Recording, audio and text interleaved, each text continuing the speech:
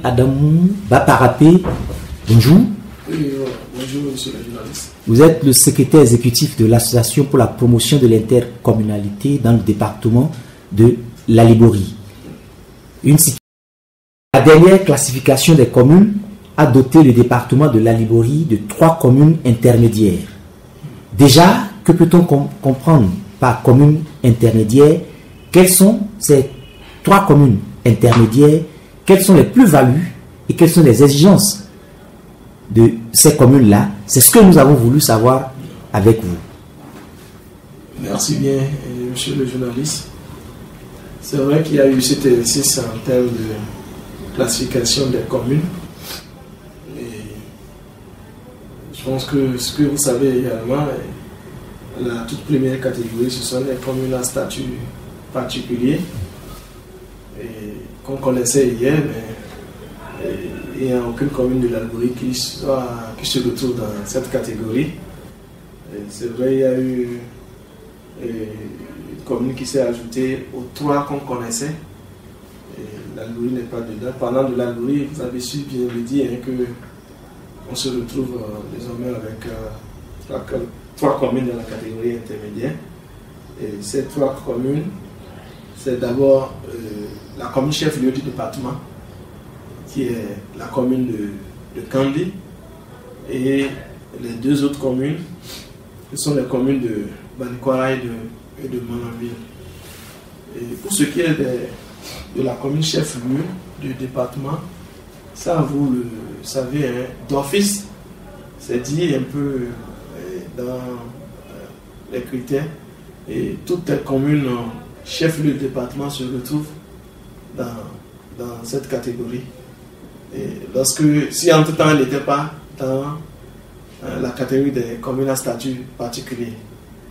Donc, et pour les autres communes qui se retrouvent dans cette deuxième catégorie, et bien qu'étant pas chef-lieu de département, en fait c'est sur la base réellement d'un certain nombre de critères. Et au nombre des critères, le critère déterminant, je dis bien déterminant, c'est la capacité en termes de mobilisation des ressources de ces communes-là. C'est ce critère qui est prédominant au-delà des autres aspects. Les autres considérations, c'est poids démographique, infrastructure et administrative et autres, là, tout ce que vous savez en termes de critères d'urbanisme et tout ça là. Mais ce qui est déterminant et prépondérant, c'est la capacité en termes de mobilisation des ressources. Et lorsque vous prenez ces 2 autres communes au niveau de l'Algérie, ça vous le savez. Et quand nous prenons Banikwara, Banikwara vient pratiquement en tête dans notre département en termes de mobilisation de ressources. Et l'élément déterminant, l'élément fondamental au niveau de Banikwara, et vous le savez aussi, c'est cette commune que nous appelons la capitale de l'or blanc. Et sa production vient en tête au plan national en matière de production de cette matière première.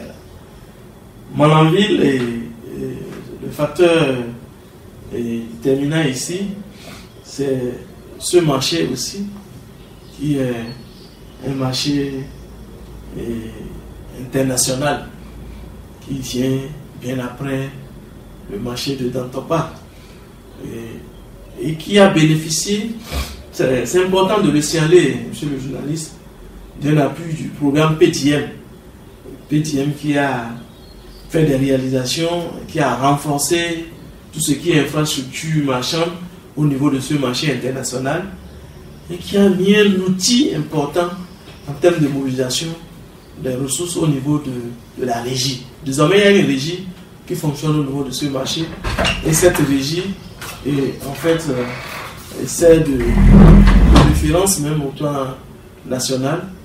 Je pense que c'est parti de Manonville, c'est une expérience pilote qui est partie de Manonville, qui est en train d'être répliquée au niveau des autres marchés qui ont cette envergure dans le pays. Donc, voici un peu ce que je peux dire. Mais il y a, tel que vous l'avez dit en introduction, lorsqu'on est dans une catégorie, il y a aussi des exigences. Ça fait appel à un certain nombre d'exigences. Ça, il n'y a rien à faire. Parce que d'une catégorie à une autre, c'est des compétences plus étendues. C'est des compétences plus étendues. Donc, qui dit compétences étendues suppose alors avoir également des moyens, des ressources pour répondre à ces besoins.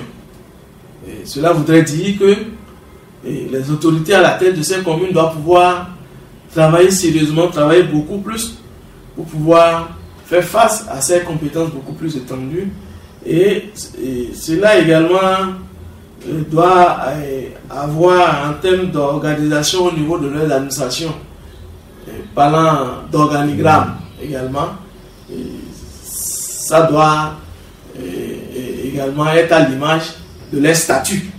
C'est extrêmement important. Voici un peu, en résumé, ce que je peux dire. Il dit que les raisons qui ont sous-tendu que 3 de nos communes se retrouvent dans cette catégorie, et une fois dans cette catégorie, les exigences qui s'imposent à ces autorités qui sont à la tête de ces communes, et beaucoup plus en termes de mobilisation de ressources pour répondre aux besoins étant à l'image de votre statut. Voilà. Une nécessité de réformer l'administration, donc doter certainement d'autres compartiments de l'organigramme en cadre, en compétences techniques. Ça suppose un investissement dans l'humain également, comme vous le dites, et une autre mobilisation. Est-ce qu'aujourd'hui, au vu de la capacité réelle et au vu du dynamisme qui est développé au sein de chacune de ces communes, il n'y a pas matière à réflexion? Ah oui, bien sûr, hein, parce que ça dit aucun acquis n'est définitif. Hein. Il faut se battre chaque jour que Dieu fait pour maintenir le cap. Ces communes sont en position aujourd'hui, et toutes ces positions sont précaires. Bon, le chef-lieu du département, on ne va pas se taguer, bien se masquer tout le chef-lieu du département et ne pas répondre aux besoins. Et d'autant que je l'ai dit tantôt que lorsque vous êtes dans une catégorie donnée, ipso facto, ça fait appel à un certain nombre de compétences auxquelles vous devez faire face.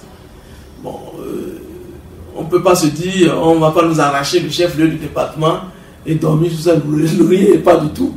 Il faut travailler sérieusement.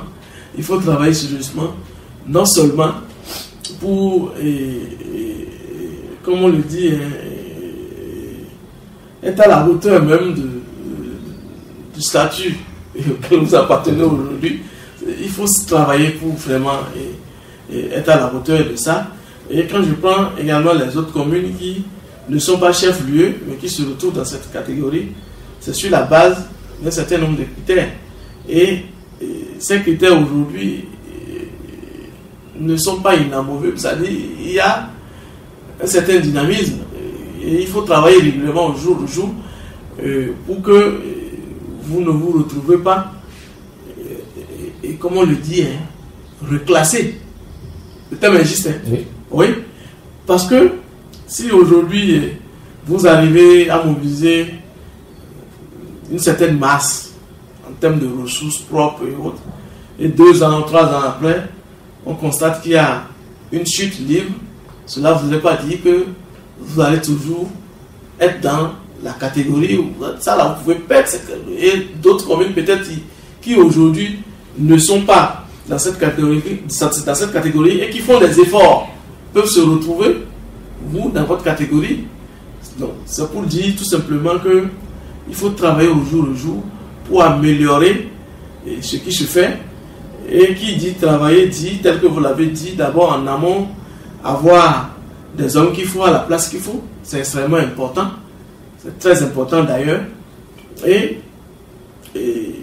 réorganiser d'emblée, en fait, tout ce qui est service au niveau de ces administrations pour pouvoir répondre aux besoins de nos administrés. Ça suppose dépolitiser véritablement les administrations locales. Absolument. Je pense que c'est d'ailleurs l'une paire de manches, c'est ce qu'on dit. Hein. Et en tout cas, l'un des défis de cette nouvelle réforme-là, la dépolitisation de l'administration. Je pense que ça a été dit et lorsque vous observez un peu tout ce qui se fait en termes de procédure pour pouvoir aux différents postes, c'est tout simplement pour que le politique n'influe pas sur les cadres positionnés au niveau des différents postes. C'est beaucoup plus ça. Et c'est chanté, c'est dit à tous les niveaux, monsieur le journaliste, que l'un des défis par rapport à cette nouvelle réforme-là, c'est la séparation des questions politiques, des questions techniques. Puisque il y en a qui disent que tous les Béninois sont politiques, qu'ils soient techniques ou pas, ils sont politiques. Et où est-ce qu'on met cette accession? Bon, nous, je pense que c'est vrai que je ne suis pas à l'opérationnel par rapport à toute cette procédure qui est conduite, mais nous allons les observer et ce qui est dit également pour limiter un peu l'influence du politique. C'est pour ça que au niveau du premier responsable de l'administration communale, on part d'abord sur une liste d'aptitudes. C'est à partir de cette liste d'aptitudes qu'on veut maintenant opérer des choix aléatoires. Bon, c'est ce qui est dit, des choix aléatoires. Pourquoi aller à un choix aléatoire? Paraîtrait que tout ça là, c'est pour limiter l'influence politique. C'est pour ça que d'abord on a défini des critères pouvant vous permettre d'être dans le répertoire.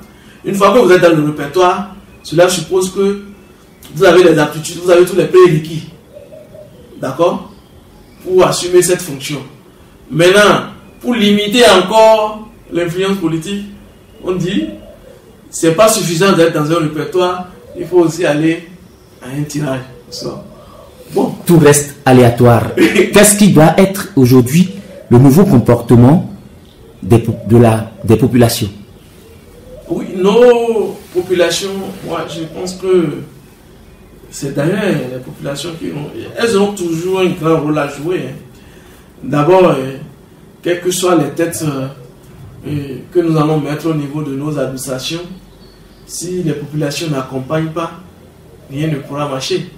Donc, il va falloir d'abord qu'au niveau de nos administrations, qu'elles soient véritablement engagées par rapport au choix que nous avions opéré, développement local, et qu'elles accompagnent véritablement non seulement les autorités politiques, mais également les cadres techniques au niveau de nos administrations. Puisque sans non seulement l'engagement, mais la participation de ces populations, même cette question de la mobilisation des ressources propres de nos communes, ça va être très compliqué. Il faut vraiment que nos populations s'engagent, mais au même moment, elles n'ont pas besoin de grand-chose. D'abord, c'est de savoir un peu les ressources qu'elles mobilisent, les contributions qu'elles apportent là, ça va où? C'est de communiquer davantage sur ce que nous faisons de nos différentes taxes et impôts. C'est extrêmement important. Il faut qu'on communique davantage. Lorsque on communique sur ce que nous faisons, des contributions que les populations apportent, je pense qu'elles seront toujours prêtes à jouer leur partition, à accompagner non seulement les autorités, mais également les cadres techniques qui vont être au niveau des autres administrations. Voici ce que je pense. On vous aura compris. Ouais. Merci. Je vous en prie. Merci beaucoup pour cette initiative.